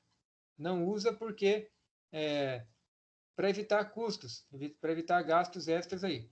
Então, nesse caso aqui, nosso terra, ele está junto com o neutro aqui no padrão. E o nosso neutro, ele sai do padrão separado e alimenta as cargas. É o mesmo condutor, né? Se a gente for olhar, é o mesmo condutor, estão interligados aqui. Porém, a instalação se faz separada de acordo com o formato que é TNS. Já o TNC, nós não temos o cabo neutro, nós temos apenas o cabo terra. No caso aqui, o PN, P e N, tudo junto no caso, né? Cabo neutro e terra, tudo no mesmo condutor. Nesse caso aqui, a gente vai fazer um cabo só, interliga tudo. E aqui onde eu tenho neutro e terra, eu vou interligar os dois nesse formato, o neutro junto aqui com o meu terra, fazendo com que a instalação fique com neutro e com terra no mesmo condutor. No esquema TNCS, nós temos algumas muito parecido com o anterior, onde nós temos também um conector só de terra e de neutro aterrado, porém, em algumas das cargas, foi feita uma conexão diferenciada.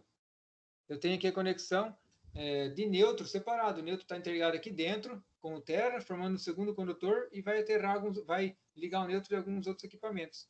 Então tem essa pequena alteração.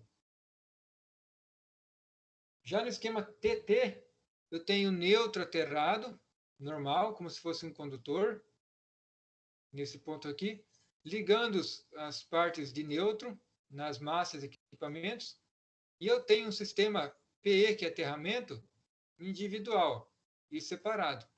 Ele não está interligado junto com o meu neutro. Esse ponto de aterramento é um e o ponto de aterramento do neutro é outro. Então, são dois pontos separados. Esse aqui é um dos mais interessantes a ser feitos. É um custo um pouco maior, mas é um dos mais interessantes, porque assim você descarta qualquer interligação que venha lá da rua com o teu terra. Então, o neutro está aterrado.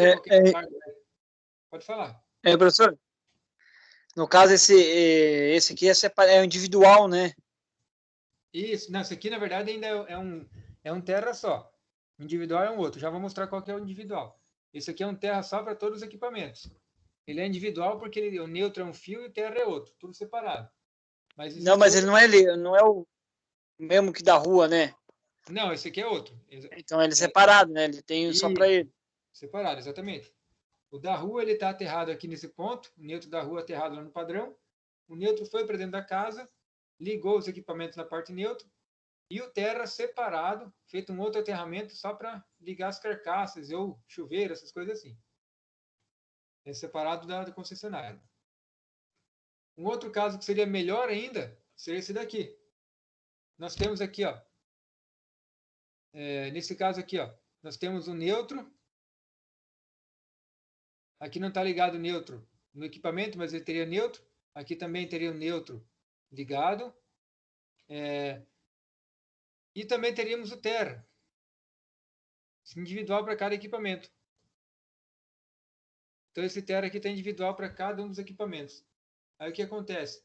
Nós temos a ligação neutro-aterrado e nós temos a ligação individual de terra para cada equipamento. Claro que só vai ser feito isso em condições específicas. No caso, aquele exemplo que eu comentei para vocês lá do equipamento lá da CGS que precisava de aterramento separado. O mais indicado com relação a custo-benefício é esse anterior, que nós temos aqui uma instalação neutro-aterrado, normal, e um terra separado. Esse aqui, com relação a custo-benefício, seria mais indicado, que vai trazer uma proteção adequada e vai trazer uma instalação não tão custosa quanto qualquer outra aí que a gente está vendo. Com relação a aterramentos, aqui só um exemplo. Nós temos um colega aí que trabalha nessa parte de alta tensão. Esse aterramento é feito basicamente para proteção.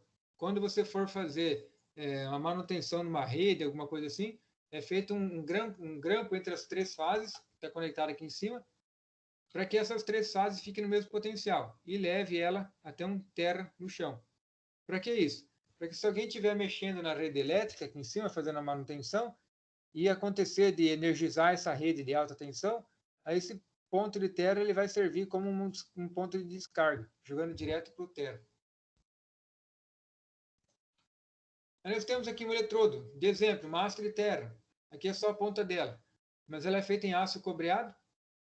Se fosse só de cobre, seria muito mais caro, então eles fazem um aço, daí fazem uma liga de cobre e joga por cima, e banha ela, para dar uma boa conexão e também evitar um pouco a corrosão no solo.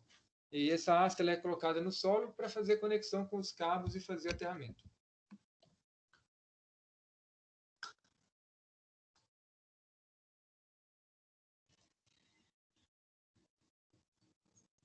Está travando o negócio aqui. Eletroduto de aterramento. O eletroduto ele vai funcionar como um tubo para suportar os condutores. Então, o condutor ele vai vir aqui por um tubo e vai conectar até na nossa haste através de uma presilha, que está como conexão. Então, esse tubo é bem importante, porque não adianta eu ter um aterramento adequado lá fora, lá dentro da residência ou da empresa, e ali fora deixar tudo exposto. Eu preciso deixar bem protegido para que ninguém venha mexer e acabar deteriorando o equipamento, ou até mesmo numa descarga atmosférica acabar sofrendo uma descarga junto ao componente.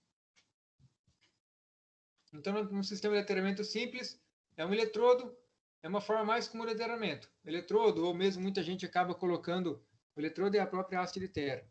Muita gente mesmo acaba fazendo uma valeta aí de 1 metro de fundura, meio metro mais ou menos, e nessa valeta a pessoa acaba colocando, coloca ali um cabo enterrado, um cabo de cobre, enterra ele, e esse cabo ele vai fazer então a dissipação de energia. Aí acaba nem usando as hastes de terra. O ideal é usar. É feito para uso comercial, residencial e industrial também, né? Qualquer pontuação aí que queira pôr. E alguns sistemas de aterramento complexo, que a gente vai usar vários eletrodos, redes de grades para fazer a malha conectada, placa, fazer uma baixa resistência, e aplicações seriam subestações de geração de energia, centrais de comutação e áreas de torres de telefonia celular, para evitar qualquer interferência. Então, numa subestação é interessante ter uma malha de terra, qualquer curto-circuito vai descarregar na terra. Quando tiver um posto de transformação, também é interessante. Um SPDA, de um sistema grande, também é bem interessante ter uma malha. Então, vai depender da potência instalada. E o termômetro consegue fazer a leitura de todas elas, né? Então, aqui com relação ao eletroduto de aterramento, você tem aqui a distância entre eles é no mínimo, essa distância entre eles aqui é no mínimo a altura dele. Então, se o meu eletrodo tem 2,40 metros, eu tenho que colocar aqui 2,40 metros. Senão, essa área de atuação dele fica muito perto, aí você está gastando mais eletrodo do que o necessário, mais aspas. Então, é necessário que essa distância fique no mínimo a distância entre a altura dela. Aqui, com relação a vários eletrodos, você pode fazer uma corrente fechada, onde que ele vai ligar também com partes aéreas. Você vai fazer uma leitura de aterramento aqui, com certeza vai dar uma leitura bem baixa, porque você tem várias hastes dissipando essa energia no solo. Outro sistema muito usado é a de malha, onde vai ser uma grade de malha jogada no chão, enterrada e conectada a um cabo. Aí você tem vários pontos aí de dissipação de energia. Ou então a placa também, né? A placa é melhor ainda. O problema é que começa a aumentar o custo. Quanto maior você vai investir para isso, maior vai ser o teu custo aí na instalação e implementação do sistema. Pessoal, alguém quer fazer algum comentário com relação à questão aí de aterramento? Alguma dúvida que ficou, que quer perguntar? Fica à vontade.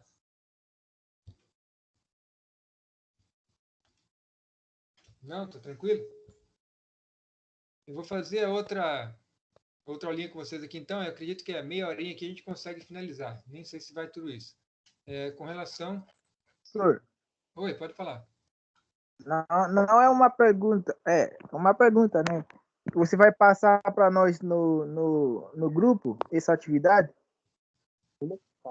Isso, eu vou mandar para vocês. Eu mando lá no e-mail. Tá bom.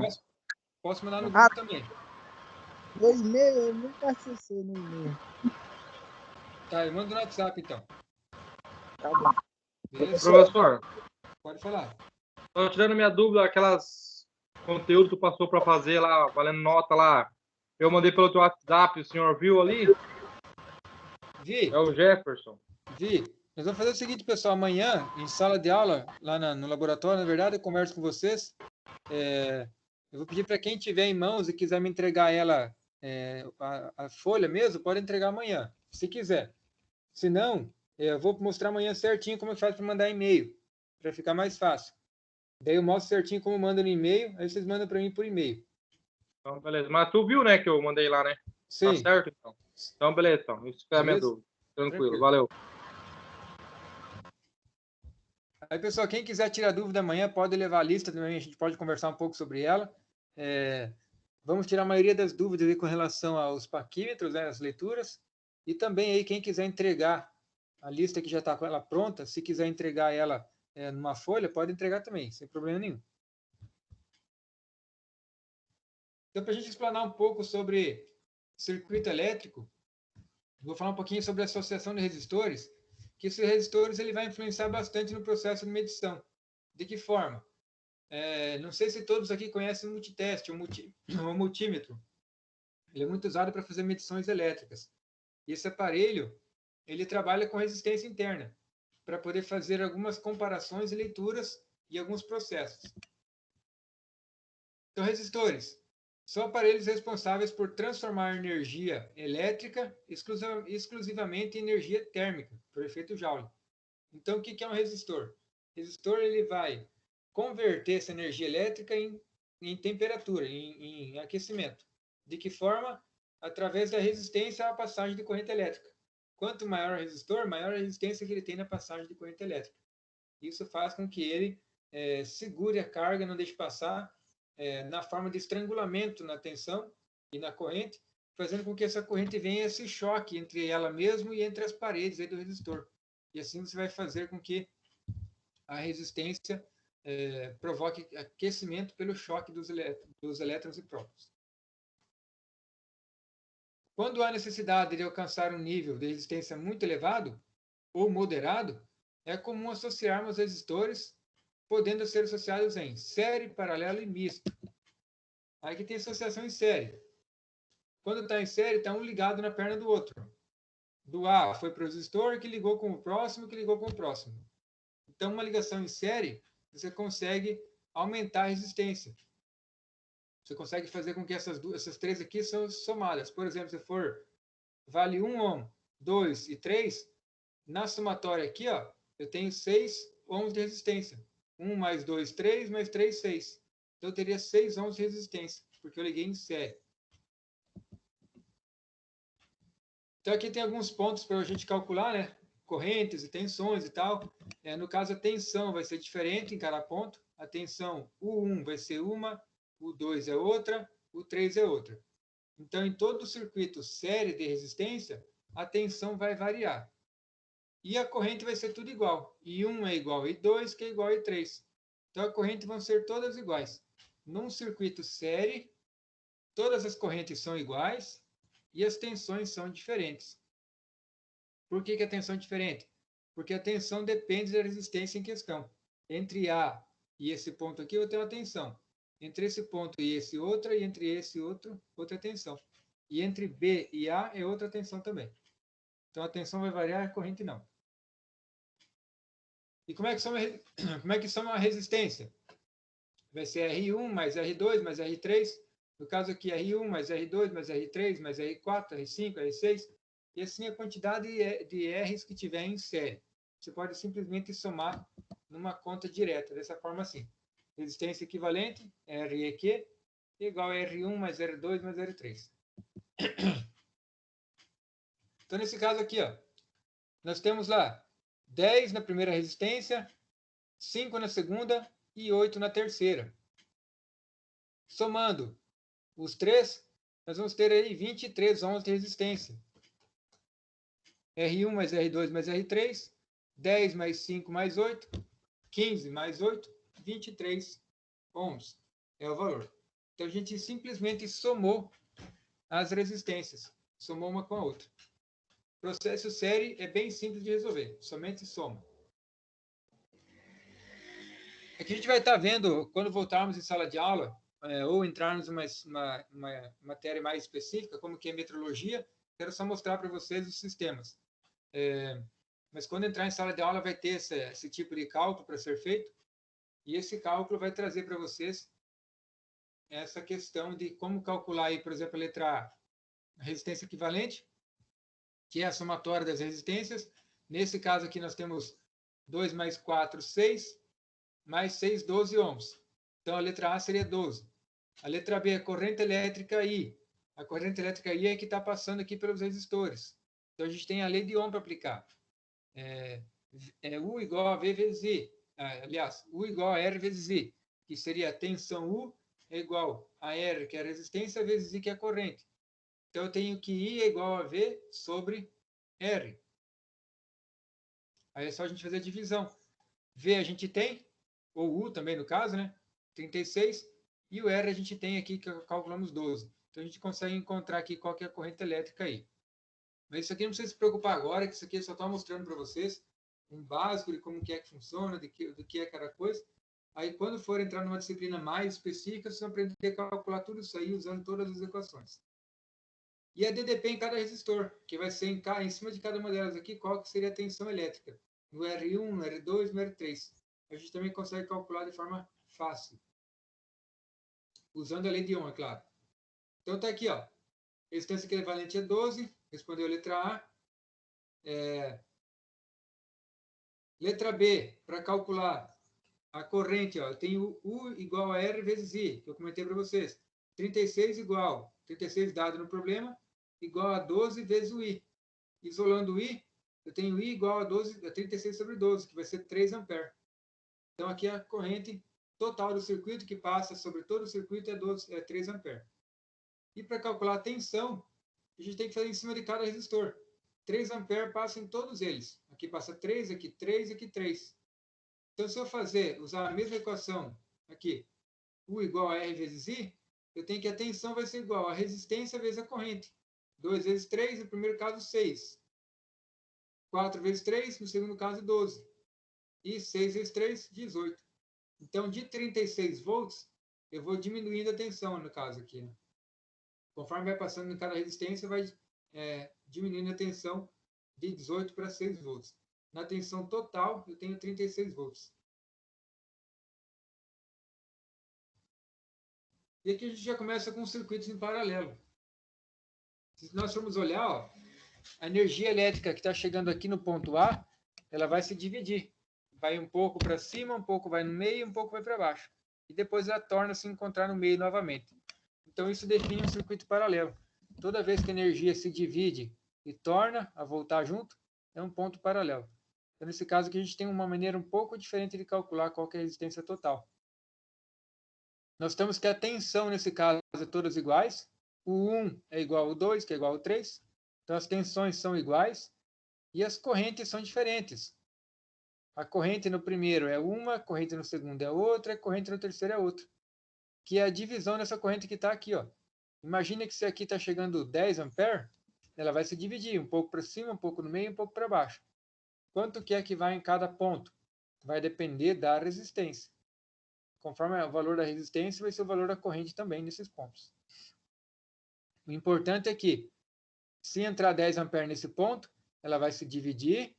Pode ser que seja 2 para cima, 4 aqui e o restante aqui embaixo. Os outros 4 aqui embaixo. Pode ser que seja tudo igual. Pode ser que seja bem diferente. Então vai depender das resistências. Ficava zero ali. Oi?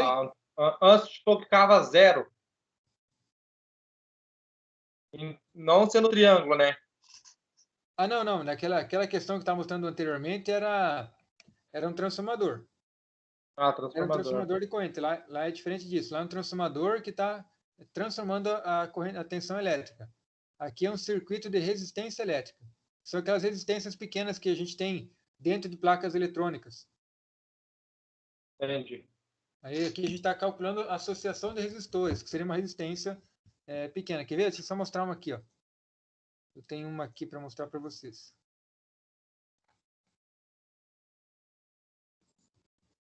Essa daqui. Ó.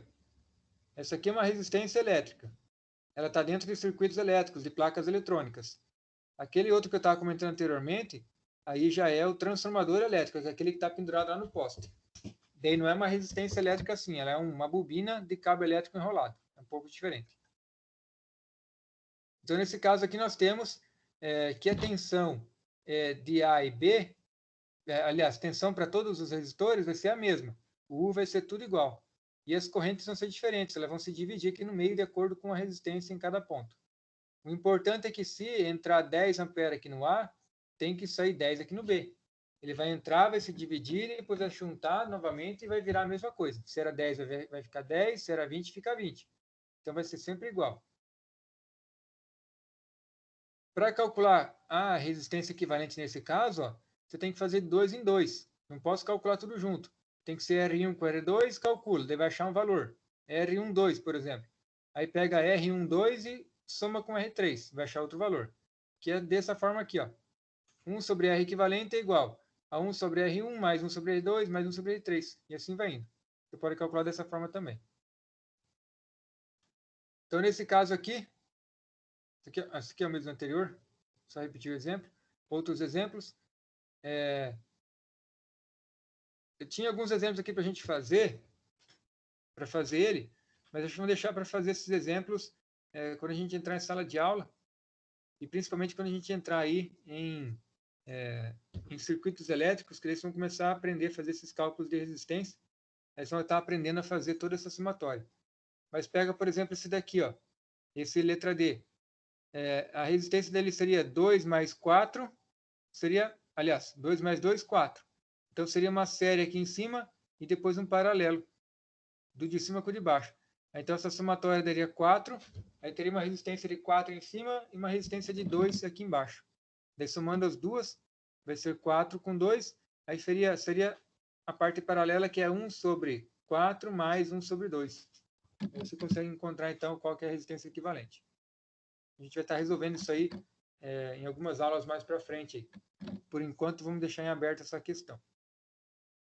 Pessoal, alguém quer perguntar alguma coisa sobre a questão de associação de resistências? Não é um negócio difícil, pessoal. Bem tranquilo. É um conteúdo bem tranquilo mesmo. Não tem nada de dificuldade. A dificuldade se encontra quando a gente entra mais em circuito misto ou circuito RLC, que daí já começa a envolver resistor, capacitor, um monte de coisa a mais, que aí se torna um pouco mais complicado. Mas nada muito sério também. A gente vai estar aprendendo tudo isso aí no decorrer do curso. Não agora, mais para frente um pouco, para vocês pegar mais o ritmo aí e tiver um entendimento um pouco maior sobre algumas disciplinas. Beleza, pessoal? Alguém tem algum questionamento, algum comentário a fazer sobre a aula de hoje?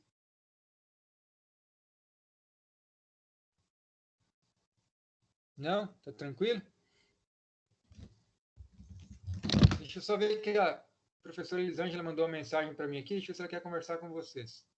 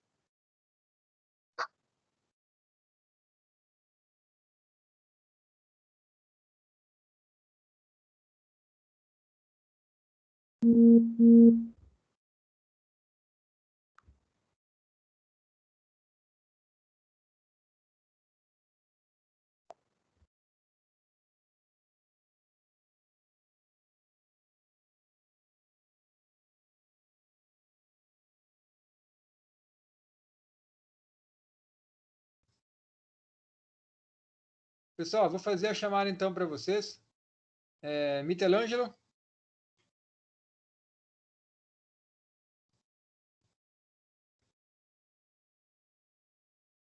Presente, presente. Beleza. Tiago. Presente. Robson. Presente. Luiz.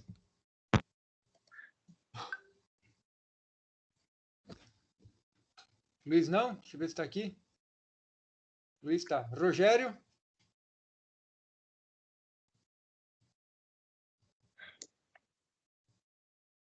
Aliás, Rogério não. Desculpa, o Luiz. O Josué. Presente. Não sei de onde que eu tirei esse Rogério aqui. Júnior. Presente. Jefferson. Presente. Marcelo. Presente. Adriano. Presente. Natan.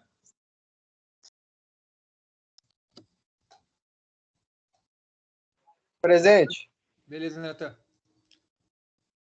Luciano. Presente. Jonathan. Presente. Vomir. Presente. Reinaldo. Presente. Wellington. Presente. Pessoal, alguém não foi chamado? Boa.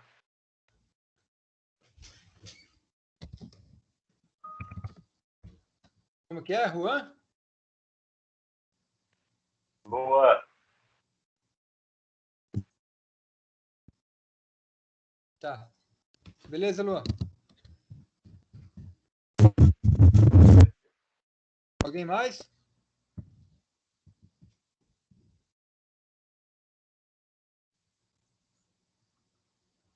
Acho que faltou o Paulo, na verdade. Hein? Paulo César.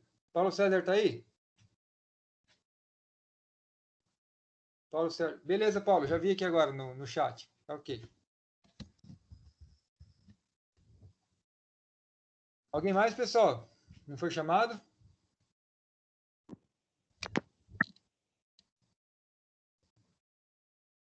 Não? Tranquilo, então. Pessoal, então, eu agradeço a participação de todos. Se ninguém tiver nenhuma pergunta a mais para fazer na aula de hoje, a gente se encontra amanhã, lá na unidade do Senai, para fazer nossa aula prática. Beleza, prof. Beleza? Então, boa noite, Professor, pessoal. Oi, pode falar. vai mandar esse material de hoje no grupo? Mando sim. Manda as duas aulas lá. Ô, Tá, professor, ok. Professor, Pode falar. que horas vai começar amanhã a aula? Entre 6h30 e 7 horas. Ah, tá. Eu acho que eu vou chegar umas 7 horas, porque é 7 horas que eu vou chegar. Tranquilo. Na verdade, como a gente está com essa restrição, vamos usar os 2 laboratórios para fazer as medidas. Então, conforme a equipe vai fazendo, não vai ser uma aula muito demorada, vai ficar em torno de umas 2 horas no Senai. Conforme vai fazendo as leituras, já vai passando para o próximo e assim a gente vai indo. Quem quiser ir embora já depois que terminar, pode ir também. Professor, as aulas vão voltar ao normal, presencial, ou é só amanhã mesmo? Por enquanto, a gente está com uma aula por semana presencial, que seriam as aulas práticas. Beleza. Eu acredito que logo vai voltar, que já está começando a retornar, né? A questão da pandemia já está começando a voltar tudo à normalidade. Eu acredito que logo volta ao normal. E essas aulas que estão sendo gravadas, tem como a gente assistir de novo? Sim, é só você entrar no canal do YouTube que consegue assistir por lá. Beleza, então. Beleza, vou fazer isso agora. Perdi uma parte. Obrigado, então, professor. Valeu. Beleza. Cada aula que eu estou gravando, eu vou mandar para vocês o link lá no grupo, aí vocês conseguem olhar por lá. Show de bola, show de bola. Beleza? Certo, então, pessoal. Agradeço a participação de todos. Desejo aí um bom descanso. E a gente se encontra amanhã, então. Valeu, professor. Beleza, valeu. Beleza. Valeu, professor.